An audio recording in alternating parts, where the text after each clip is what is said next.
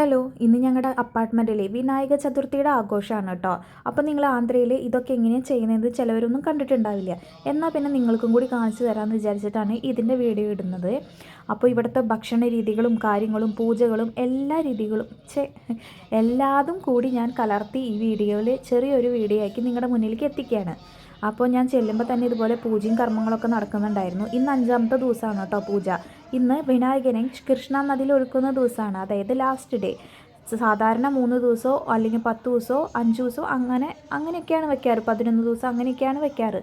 നമ്മുടെ അപ്പാർട്ട്മെൻറ്റിൽ ഇത്തവണ 5 ദിവസമാണ് വെച്ചിട്ടുള്ളത് കേട്ടോ. ഇനി നമുക്ക് ഇവരുടെ ഭക്ഷണ രീതികളും കാര്യങ്ങളൊക്കെ കാണാം. പൂജയൊക്കെ അവസാനിച്ചിട്ടുണ്ട്. ഇനി ഭക്ഷണ രീതി കാണാം. ഇതറിയാലോ, നിങ്ങൾക്ക് കണ്ടുപരിചയം ഉണ്ടായിരിക്കും. നമ്മുടെ സ്വീറ്റ് പൊങ്കൽ തന്നെ ആന്ധ്രയിലെ ഭയങ്കര സ്പെഷ്യലാണ് സ്വീറ്റ് പൊങ്കൽ. ഇതും ടാമറിൻ റൈസ് എൻ്റെ ഒരുപാട് വീഡിയോസിൽ നിങ്ങൾ കണ്ടിട്ടുണ്ടായിരിക്കും. ഇത് ഇവിടെ ദൈവത്തിൻ്റെ പ്രസാദമായിട്ട് വെക്കുന്നതാണ്. പിന്നെ ഒരു തരം വഴുതനങ്ങ കറി. ഇത് പിന്നെ ആന്ധ്ര സ്പെഷ്യൽ ടൊമാറ്റോ പപ്പു കറിയാണ്. തക്കാളിയും പരിപ്പും കൂടിയുള്ള കറിയാണ്. ഭയങ്കര രസമാട്ടോ അത് കഴിക്കാൻ വേണ്ടിയിട്ട്. ഇനി ഇതൊരു പച്ചടിയാണ്, ദോസ്കായ പച്ചടി എന്നാണ് പറയുക. പിന്നെ ഒരു ഫ്രൈ കറി ഉണ്ട്, റൈസ് ഉണ്ട്, പിന്നെ ബജ്ജി, ഒരു ഫ്രൈ. ഇതൊക്കെയാണ് ഈ ഭക്ഷണം. പിന്നെ ഇത് കൂടാണ്ട് കുറച്ച് സ്വീറ്റ്സും പിന്നെ 1-2 പായസം കൂടി അപ്പാർട്ട്മെൻറ്റിൽ കുറച്ച് പേര് എക്സ്ട്രാ കൊണ്ടുവന്ന് വെച്ചിട്ടുണ്ടായിരുന്നു. ഇത് സാമ്പാറും തൈരും രസമാണ് കേട്ടോ.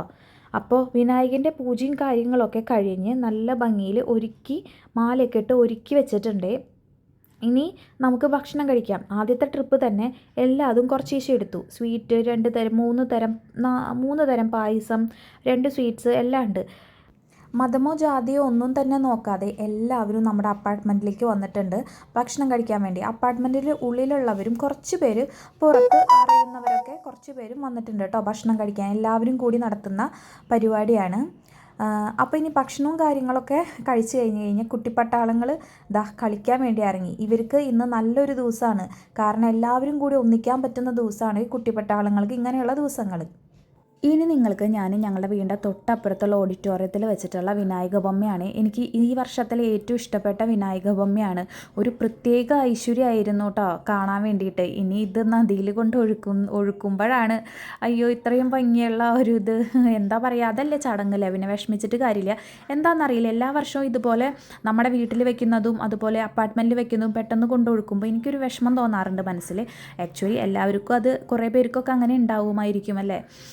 ഇനി ഞങ്ങൾ അപ്പാർട്ട്മെൻറ്റിലേക്ക് ആക്ച്വലി ഈ ബൊമ്മേനെ എടുക്കാൻ വേണ്ടിയിട്ട്, അതായത് വിനായക ബൊമ്മ വാങ്ങാൻ വേണ്ടി പോകുന്ന സമയത്ത് എടുത്തിട്ടുള്ള വീഡിയോസാട്ടോ അത്. ഒരുപാട് പേരുടെ കഷ്ടപ്പാടും ഒക്കെ ആയിരിക്കും ഇങ്ങനെ ഉണ്ടാക്കുന്നതൊക്കെ. എന്താ പറയുക, ഒരു ജീവിത മാർഗം കൂടിയാണ്. ഒരുപാട് പേർക്ക് ഇതിലൂടെ വരുമാനവും കുടുംബത്തിനെ മുന്നോട്ട് കൊണ്ടുപോകാനും ഒക്കെ കഴിയുന്നുണ്ടായിരിക്കും. ഈ സീസൺ ആവാൻ കാത്തിരിക്കുന്ന എത്രയോ ആളുകളുണ്ടായിരിക്കുന്നു തോന്നാറുണ്ട്. കണ്ടില്ലേ അതിൻ്റെ വലിപ്പം, ഭയങ്കര വലിപ്പത്തിലാട്ടോ. നമുക്ക് ചെറുത് കിട്ടും. ചെറുത് നമ്മൾ വീടുകളിൽ പൂജയ്ക്ക് ചെറുത് വാങ്ങിച്ച് 1, 3, 5 അങ്ങനെ എത്രയോ ദിവസങ്ങളിൽ നമുക്ക് വെച്ച് വീട്ടിൽ പൂജ കഴിഞ്ഞതിന് ശേഷം കൃഷ്ണാനദിയിൽ ഒഴുക്കാണ് പതിവ്. ഞങ്ങൾ ഒരു ദിവസം വീട്ടിൽ ഇങ്ങനെ വെക്കാറുള്ളൂ ചെറിയ ബൊമ്മേനെ. അത് വളരെ ചെറുതായിരിക്കും, നമ്മുടെ കൈപ്പത്തിയുടെ അത്രയും അതിനേക്കാളും കുറച്ചും കൂടി വലിപ്പം ഒക്കെ ആയിരിക്കും ഉണ്ടാവുക. പിന്നെ എന്താ, ഒരുപാട് കളക്ഷൻസ് ഉണ്ട് കേട്ടോ. ഭയങ്കര വലിപ്പമുള്ള, എന്താ പറയുക, കുറേ കളർഫുള്ളായിട്ടുള്ളതും ഒക്കെ ഉണ്ട്. ഒരുപാട് പേര് ഇത് ഫസ്റ്റ് തന്നെ ബുക്ക് ചെയ്യും. ചിലപ്പോൾ നമുക്ക് ഇഷ്ടമുള്ള പാറ്റേൺ ഉള്ളതൊക്കെ ബുക്ക് ചെയ്യാം, അല്ലെങ്കിൽ ഇതുപോലെ നമുക്ക് പോയിട്ട് വാങ്ങാം. ഇപ്പം മഴയൊക്കെ ആയതുകൊണ്ട് എന്താ പറയുക, കൃഷ്ണ നദിയിലോട്ട് അങ്ങനെ ഇറക്കി നമുക്കങ്ങനെ ഫുള്ളങ്ങനെ നിന്ന് കാണാനുള്ള സൗകര്യമൊന്നുമില്ല. എന്നാലും പുറത്ത് നിന്നിട്ടൊക്കെ നമുക്ക് കാണാം. അല്ലെങ്കിൽ അങ്ങോട്ട് ഇറക്കിയൊന്നും വിടാറില്ല ആരേനെയും. ഇനി അതിൻ്റെ വീഡിയോസൊക്കെ ലാസ്റ്റ് ഉണ്ട്. അതിന് ശേഷം എന്താ, കുട്ടിപ്പട്ടാളങ്ങൾ വീണ്ടും കളി തുടങ്ങിയിട്ടുണ്ട്. ഇനിയിപ്പോൾ ഒരു ഡാൻസും പാട്ടൊക്കെ ആവാണ്ട് എങ്ങനെയാ അല്ലേ.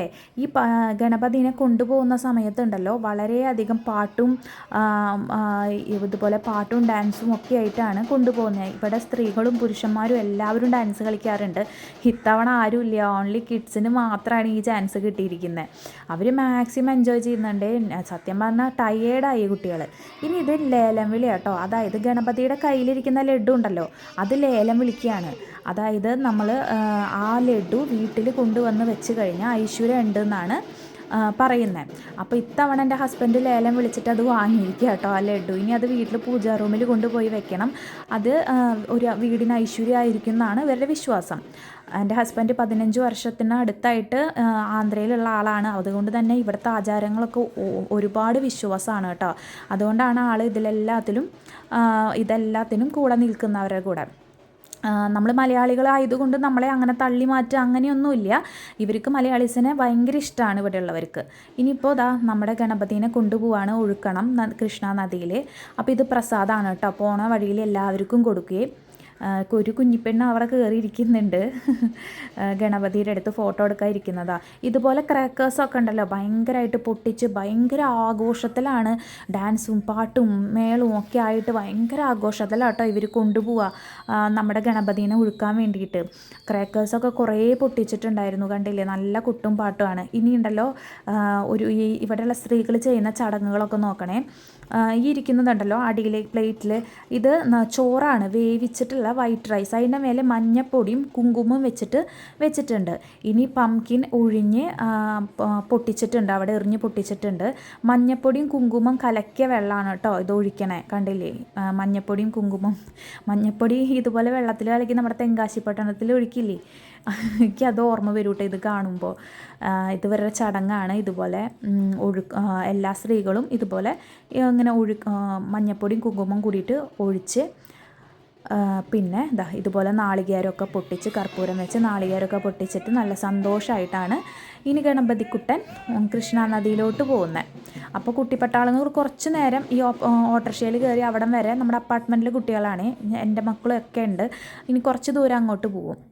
പിന്നെ എനിക്കിവിടെ ചെറിയ അല്ലെങ്കിൽ എൻ്റെ പ്രായമുള്ള ഫ്രണ്ട്സൊന്നുമല്ല, എനിക്ക് കുറച്ച് വലിയ ഫ്രണ്ട്സാണുള്ളത്.